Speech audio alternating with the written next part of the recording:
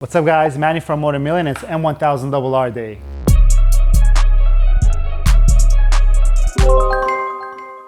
You guys are probably wondering what happened to our M1000RR. I start wondering what happened to our M1000RR, guys. It's just we have quite a few projects going on, but there was a couple of things that was happening behind the scenes that I'll give you a little glimpse of. But we have the M1000RR back on the bench, and we're going to tackle some of the stuff on the handlebar. We're not going to tackle everything today because we're going to do it in two parts. But today what we're going to do is we're going to change our throttle. And what I mean by throttle is the complete throttle assembly. And our switches over here on the right side are going to be changed.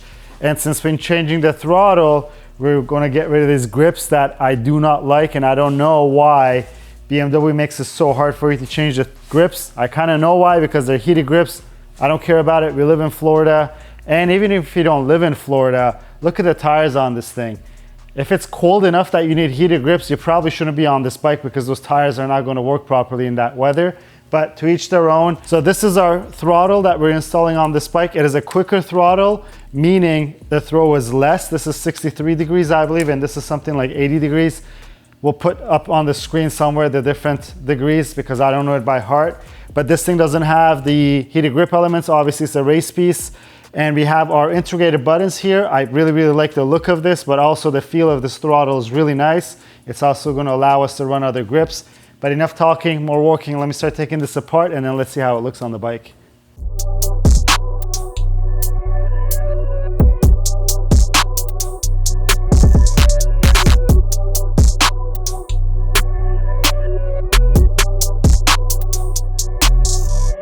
This is our stock throttle that we removed. We're gonna put it here. And when I take these off, I usually like to put this bolt back into it in case we gotta reinstall it back onto the bike. That way we know that this bolt is not lost. And this micro switch, as they call it, connects over here. And it has a very small pin. We're gonna push this pin gently and disconnect that. This is our heated grip element wire. This is not going to be used. We'll probably cover this so that it doesn't get any kind of dampness or any dirt into it. And then we're going to plug our new button switches into this plug that you see over here. So this slides into the new place. There's no more bolt for it. It's basically a clamp. So when you tighten these clamps with the pinch bolt, it's going to hold itself onto your handlebar. And the nice part is that this switch right here, it slides over your master cylinder. On the next video, we're changing the master cylinder along with a couple other parts that I'm going to show you. I promise I'm going to show you those, but I first want to get this on there. Before I even put anything in there, let me just plug these micro switches in. It's easier to do it when everything is clear and out. This is plugged in. And then now we could slide our throttle in. Beautiful. And we're gonna run our new TPS wire the same way that the stock one was running. Make sure you hear the click when you plug it in. And all I gotta do is tidy up the wires, and then we'll tighten off our throttle on here.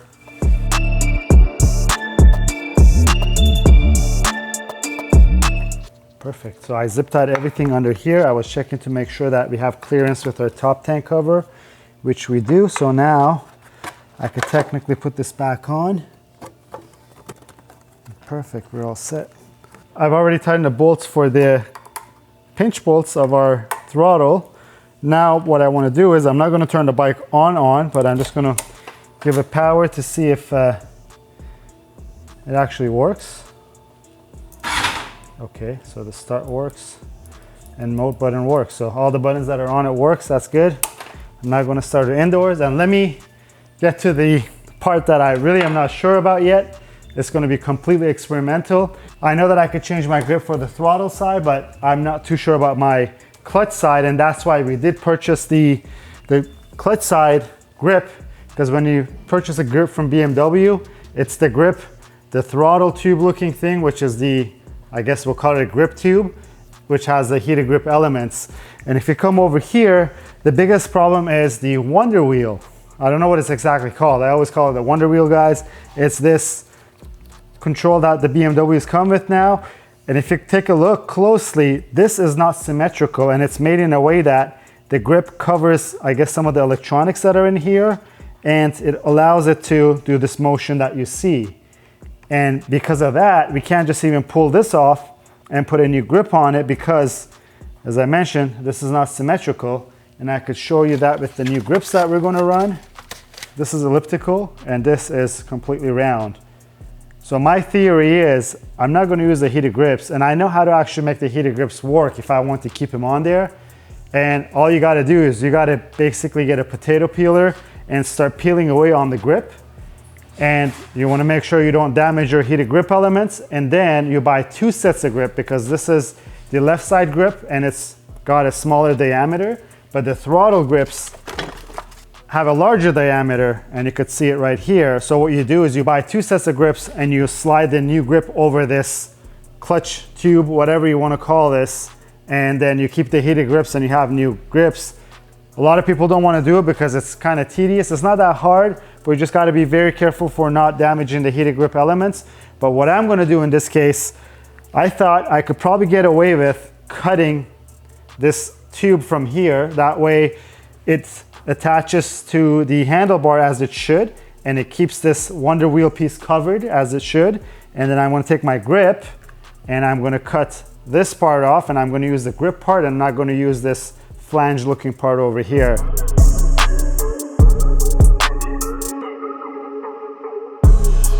We dissected off all the electronics. I learned something today because I never played around with this. You have to keep a part of this tube because this Wonder Wheel attaches to the tube, and then it just connects to your handlebar switches through here.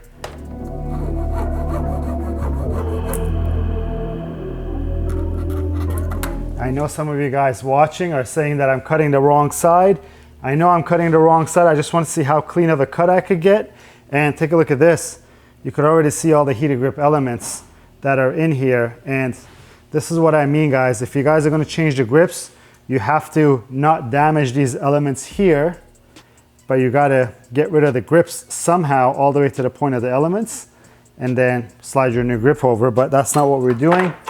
I think it's going to work because the cut is pretty clean with my little saw that I have. I just have to make sure I put this as straight as possible over here.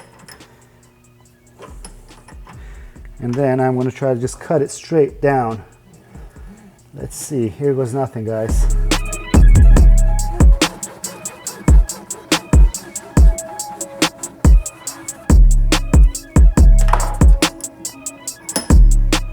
Doesn't look too bad. We could do some cleanup probably with a razor blade around it, I think, to maybe make it a little nicer. Or better yet, I'm just going to see if I could sand it down real fast to see if I could get it to be a little more flatter. It's not too bad, but it might be nicer if I could make it flatter so that I could just butt the grip onto here, and it should cover up all these loose ends that it has. Here's our piece, guys, and it looks pretty good, and Hector had a great idea. Hector said that we should scan it on our 3D scanner so that we could get it 3D printed, maybe in plastic, or have an aluminum piece made if it's possible, because I don't know how much movement it needs, but I think that's a really good idea. The only questionable things are these very, very small threads that it has for our Wonder Wheel that goes on there, but it's easy to take off. So if that's the case, we might actually really 3D scan this and give it a try. But let's put it back on the bike, and then we're gonna have to cut the grips now. I have my handlebar buttons on there. It's not bolted on. I just wanna make sure that we didn't mess anything up. If we did, we gotta visit the dealership again and order more parts, but let's see. I wanna run through all the, so 4-ways work. I think the Wonder Wheel works too. I really don't know how it exactly functions, but okay, it's fair enough to say that everything is working. Let's try to test the horn. That was loud. Headlights work. Okay, I'm satisfied with that. Let me bolt this back on here.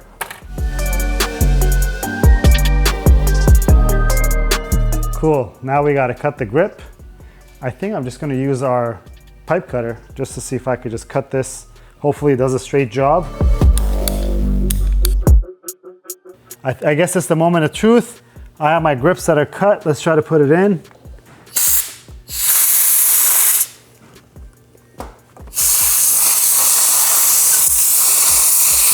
I have my compressor ready to go, because you could put it in with the compressor, but when it's missing the lip on this side, it's kind of hard. But I want to do the old alcohol trick where you put alcohol onto the handlebars and the grip will kind of go in as far as it goes. Because for the rest of it, I might be able to get through with my compressor now.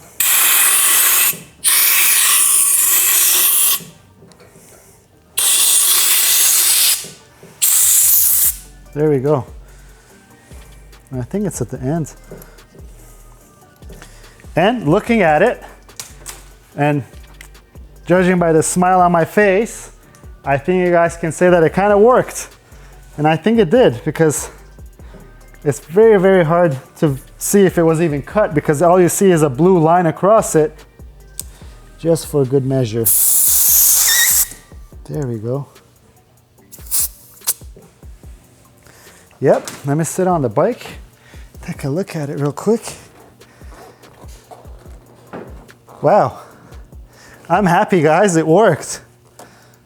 Cool, now we have our wonder wheel, we have this piece that covers it, and we have aftermarket grips on our M1000RR. Let me do the throttle side before I could call victory.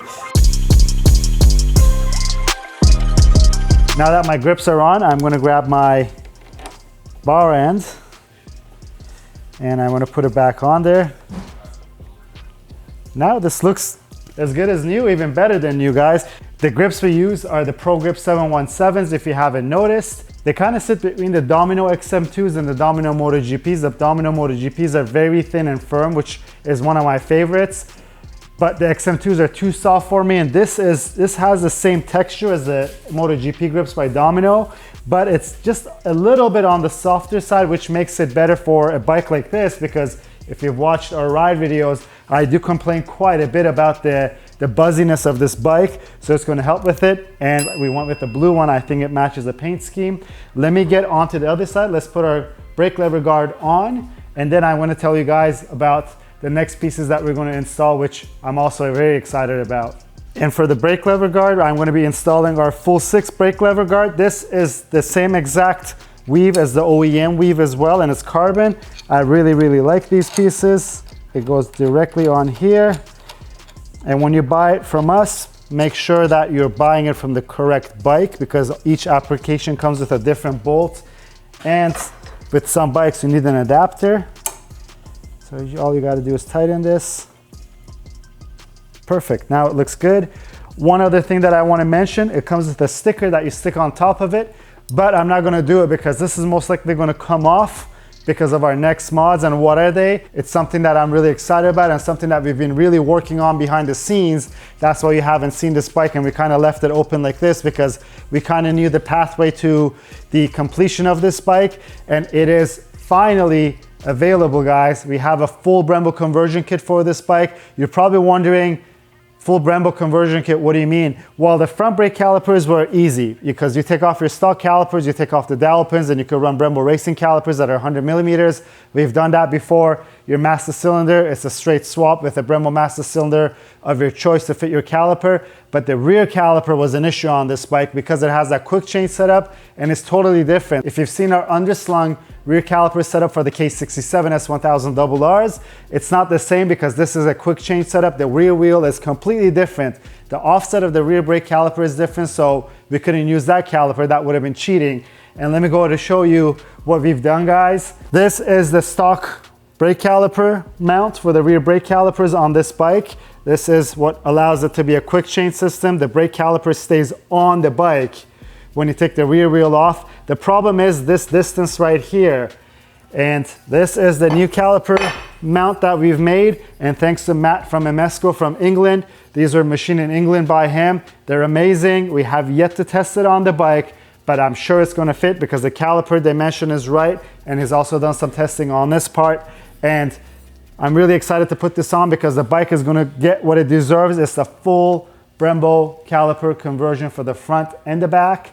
And we're going to use our master cylinder from Brembo as well. And furthermore, it's not on the next episode, guys. We're also working on putting our Öhlins suspension on it. And when I say putting on, again, it's a straight swap for the forks, but Öhlins forks and the fork legs are not compatible with our aero disc covers that are right over here. And we want to make them work because an M1000RR, to me, is very defining with all the aero pieces that it has, and it has to have it. And we're partnering up with Matt from Emesco in England again to make those fit, because I think these are the details that we really want on the bike, that it's not something of a straight swap that you could just grab apart, put it on and hope that everything works on, because those brackets for the wheel covers will not fit whatsoever. They're not even close to fitting because the fork legs are completely different. But so far, we're calling it a victory with this. I'm super happy. I'm calling it a victory with our grips because it looks amazing. I don't know if you guys can tell the smile on my face, but I've been thinking about this for a very long time and how I'm going to get this accomplished. Finally, we did it. I really didn't know if it's going to work. I just bought a couple of the handlebar pieces so that we have extras in case I mess one up. And if anything, we could put back the stock one on there and just say whatever, we can't change the grips. It's done now. But on the next episode, you guys can expect us to tackle the brakes on this bike, and you'll see this on the bike with all the Brembo calipers we're going to use. Until then, if you like the video, please give it a thumbs up. If you have any questions or comments, leave them down below. Until next time, guys, have a good one.